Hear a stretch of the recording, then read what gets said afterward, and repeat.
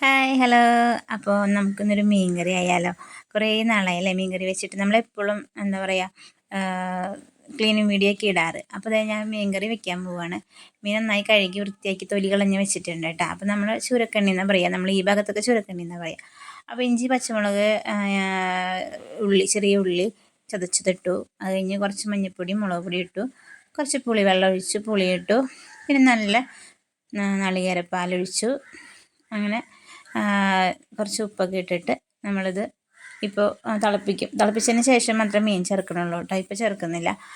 കുറച്ച് കറിവേപ്പിലൊക്കെ ഇട്ടിട്ട് അപ്പോൾ നമ്മൾ സ്റ്റൗ കത്തിച്ചു. ഇനി ഇത് ഒന്ന് തിളച്ച് വരട്ടെ. തിളച്ച് വന്നിട്ട് നമുക്ക് മീനിട്ട് കൊടുക്കാം. അപ്പോൾ നല്ല തിളയൊക്കെ ആയിട്ടുണ്ട്. അപ്പോൾ കുറേ നാളായി നമ്മൾ എന്താ പറയുക, കുക്കിംഗ് വീഡിയോ ചെയ്തിട്ട്. ക്ലീനിങ് വീഡിയോ മാത്രമേ ഇടാറുണ്ടായിരുന്നുള്ളൂ. അപ്പോൾ ഇന്നൊരു കുക്കിംഗ് വീഡിയോ ആയിക്കോട്ടെ എന്ന് വിചാരിച്ചു. നല്ല മീനാണ് കേട്ടോ. എത്ര കേടായാൽ പോലും നല്ല ഉറച്ച് നിൽക്കുന്ന ഒരു മീനാണത്.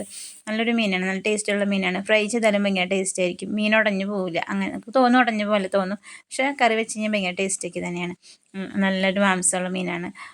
അപ്പം നമ്മൾ മീനൊക്കെ ഇട്ടു, നല്ലതുപോലെ ഒന്ന് ചിറ്റിച്ച് കൊടുത്തിട്ടുണ്ട്. ഇനി നല്ലപോലെ തിളച്ചൊന്ന് വെറ്റി കഴിയുമ്പോൾ നമുക്ക് അടുത്തൊരു പണിയുണ്ട്.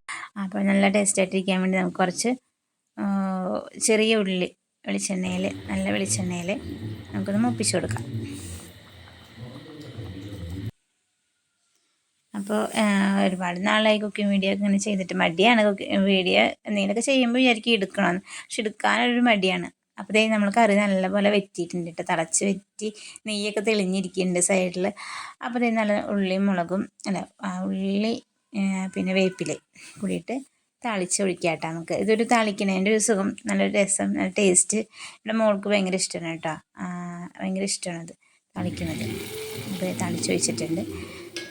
അപ്പോൾ അങ്ങനെ എന്താ പറയുക, അതൊരു പ്രത്യേക മണമൊക്കെ ആയിരിക്കും ഉള്ളി തളിക്കുമ്പോൾ അല്ലേ.